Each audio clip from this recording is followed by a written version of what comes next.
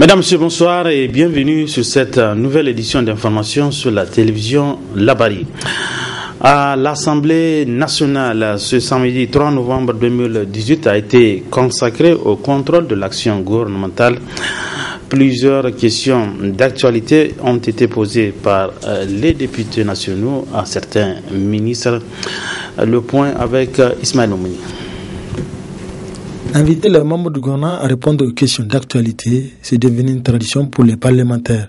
C'est dans ce cadre que les députés ont convié les ministres afin de leur donner des éclaircissements sur plusieurs sujets saillants, dont entre autres l'insécurité résiduelle qui provoque dans la région de Tillabéri, situation à laquelle les autorités disent y remédier. Du côté de Torodi, un peu à droite, c'est pas vers Makolondi, mais c'est au nord-ouest de Makolondi. Là également, nos forces sont engagées dans une opération, ont investi la forêt de Ferrou et il reste la grande forêt de Kedjelbeli qu'ils vont investir aussi. Depuis que nous avons commencé, là également ça a cessé, les agissements ont cessé, les bandits sont en train de se chercher, mais comme c'est un combat asymétrique, vous le voyez, des gens en moto, dans des paysages très boisés. Je ne sais pas si vous connaissez la frontière avec le Burkina, c'est très très boisé. Ce n'est pas évident que nous ayons des solutions définitives immédiates. Mais la situation va s'améliorer considérablement à cause des moyens que nous avons investis. Donc je voudrais rassurer les populations. Les instructions du président de la République sont très claires et elles sont suivies des faits parce que les états-majors tactiques que nous avons spécifiquement pour Torodi et l'opération Dongo pour ce qui concerne le nord, qui intègre la région de Lanzuru, sont à pied d'œuvre et avec des résultats conséquents déjà et une amélioration subséquente de la situation. S'agissant du circulaire de la douane, Tamboudé, par les opérateurs économiques, le ministre des Finances répond. Ce n'est pas une disposition nouvelle relative au bureau de dédouanement. On dédouane au bureau d'écoulement des produits. Quand on importe des marchandises, on annonce que c'est pour telle région ou telle région. C'est pour ça que nous avons des bureaux de douane un peu partout dans le pays. Mais on ne peut pas choisir soi-même son bureau de douane, dire qu'on importe pour Maradi et on vient dédouaner à Niamey, ensuite on continue. Ça, c'est une source importante de fraude et nous avons pris une circulaire, ça fait plus d'un an, qui réactualise ce principe-là. On dédouane des produits pour la région d'écoulement. C'est un principe général et c'est comme ça. Ça, c'est la loi depuis longtemps, ça a toujours existé, c'est pas quelque chose de nouveau.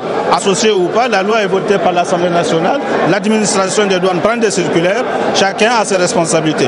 De toute façon, ils le savent, c'est pas une question nouvelle. Cet exercice instauré chaque samedi à l'hémicycle de l'Assemblée nationale entre dans le cadre du contrôle de l'action gouvernementale.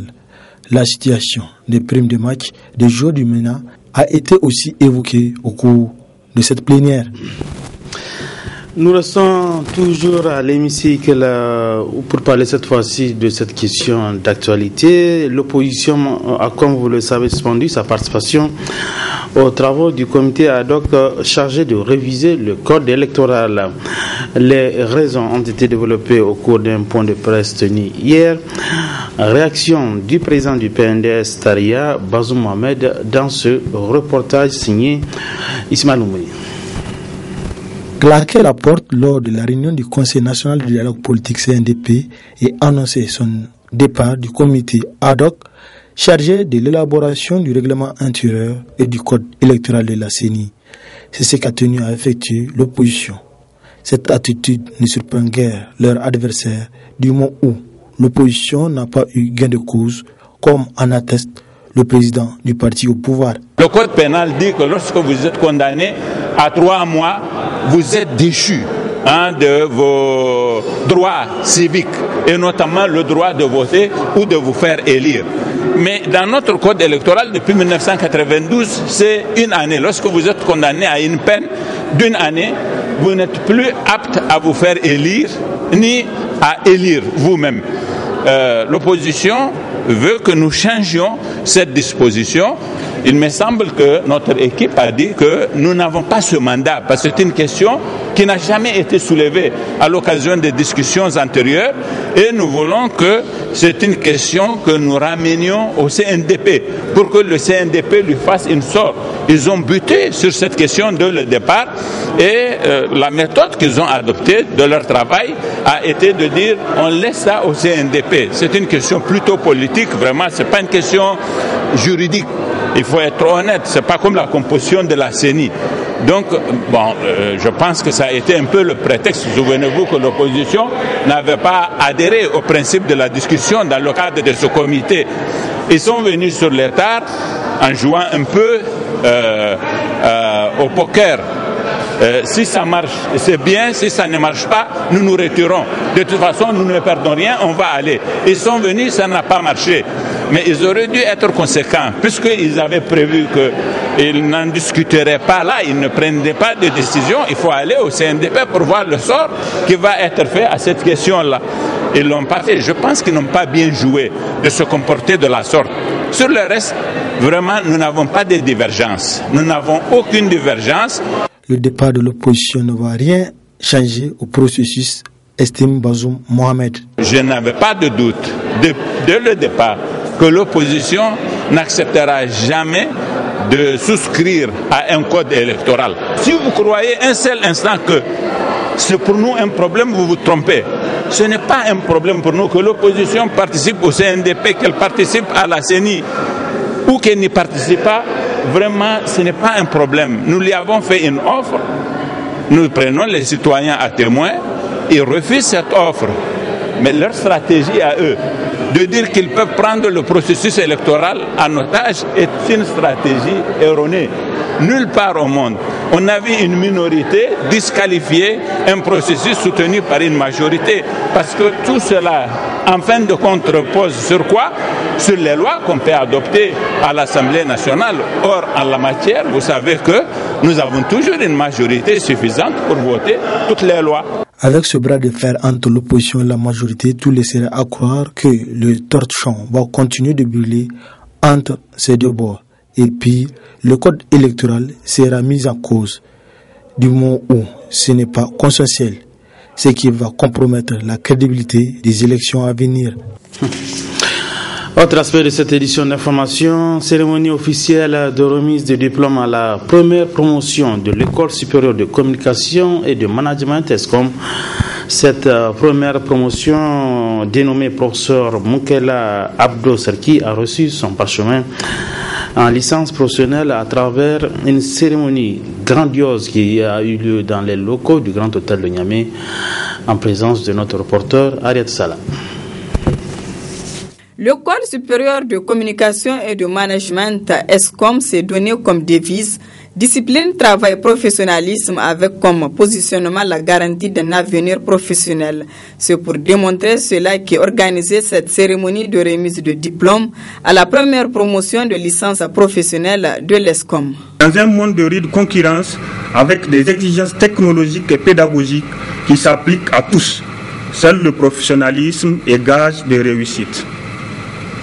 C'est pourquoi, avec de l'ambition et de dévouement, ESCOM se donnait comme leitmotiv la permanente recherche de la qualité et la culture insatiable de l'excellence.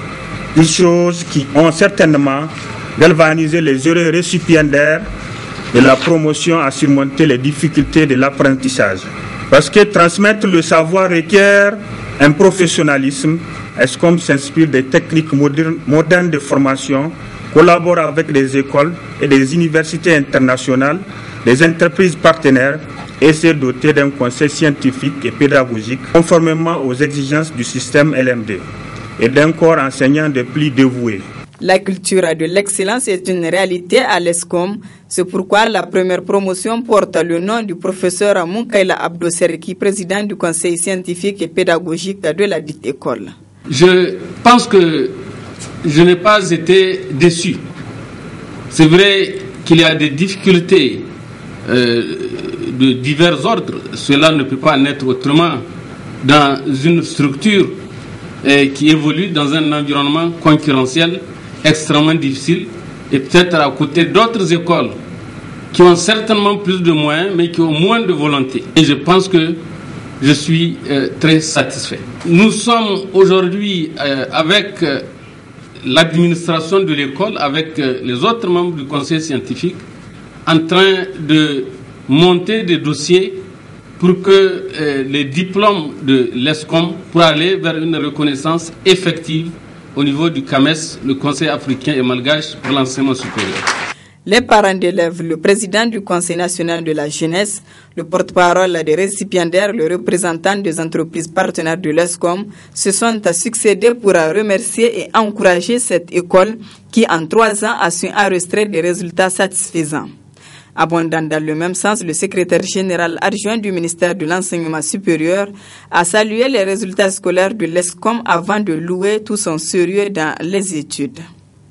La cérémonie de remise de diplôme qui nous réunit aujourd'hui est un moment solennel, un moment émouvant, mais avant tout un moment convivial et chaleureux. Un moment qui vient couronner plusieurs années de travail, d'efforts multiformes et de sacrifices. Vous serez dans quelques instants des anciens élèves. Le diplôme qui vous sera remis constitue certes l'expression de vos mérites, le fruit de votre ambition et de votre volonté, mais il n'est nullement une fin en soi. Vous devez le valoriser dans les milieux professionnels par votre savoir-faire, votre savoir-être, votre manière de servir en faisant preuve d'imagination, de créativité, d'innovation et d'esprit d'entreprise.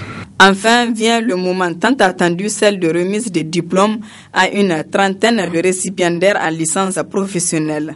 Des étudiants fiers de recevoir leurs parchemins qui leur permettront de se lancer dans la vie professionnelle. À l'ESCOM, c'est la garantie d'un avenir professionnel.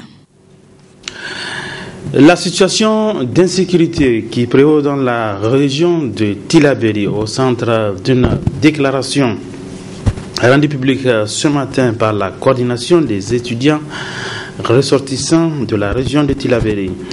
Le résumé de cette déclaration dans ce sujet signé Nafis Zakou. Manifester leur mécontentement contre la situation d'insécurité qui prévaut dans la région du fleuve, mais surtout contre laxisme des autorités à mettre fin à cette situation alarmante, objet de cette sortie médiatique des étudiants ressortissants de la région de Tillabéri. Nous déplorons avec fermeté le silence complice et complaisant des autorités régionales ainsi que de leurs tutelles. En effet, comment comprendre, dans un pays comme le Niger, où récemment, les autorités ont été capables de faire libérer des citoyens français de main de leurs ravisseurs, depuis le montagne d'Ifoga au Mali, et qu'elles ne soient pas à mesure de sécuriser les pauvres populations nigériennes des attaques des mêmes bandits. Il est clair désormais pour nous que la sécurité des Nigériens est loin d'être la préoccupation première de la Renaissance. Excellence, Monsieur le Président de la République, vous êtes désormais interpellé par vos obligations constitutionnelles en lien avec l'intégrité du territoire et pour lesquelles aucun échappatoire n'est à rechercher. Cette situation d'insécurité cause beaucoup de préjudice à la population. Saviez-vous que les écoles sont en train d'être brûlées tout au long de la Sirba? Excellence, Monsieur le Président, saviez-vous que la population de Torodi vit l'enfer des terroristes au quotidien, sans oublier les écoles incendiées par les mêmes narcotrafiquants appelés islamistes?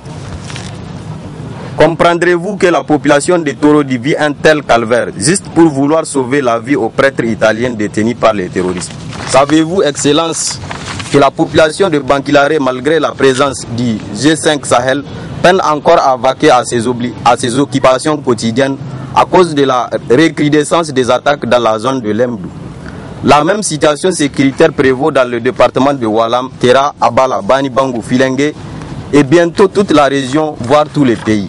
La coordination des étudiants de la région de Tillabéri condamne avec la dernière énergie l'implantation des bases militaires étrangères dans notre pays et rend pour celle responsable le président de la République et sa désormais chambre d'enregistrement quant à la remise en cause de souveraineté nationale chèrement acquise par les luttes citoyennes et demandant par la même occasion aux forces de défense et de sécurité plus de promptitude et de professionnalisme quand elles sont sollicitées par les populations en détresse. Et enfin, du sport dans cette édition, Assemblée générale élective ce matin de la Ligue de football de Niamey.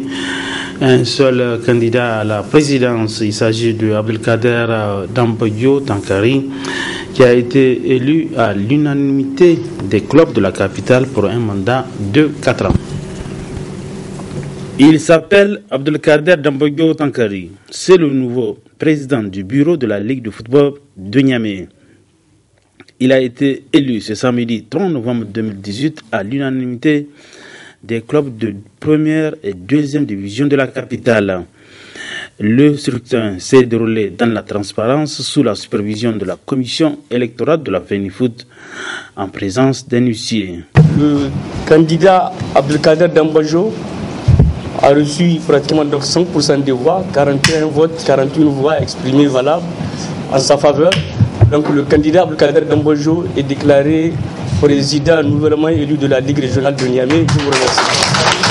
Élu sur la base d'un scrutin de liste, le président Kader Damboyo sera à la tête d'une équipe de 11 membres. Juste après son élection, il a dévoilé ses ambitions à court terme. Je suis très ému et vraiment aussi j'appelle les gens, tous ceux qui savent qui est utile pour le football nigérien, nous sommes disponibles. Et nous allons travailler avec tout le monde.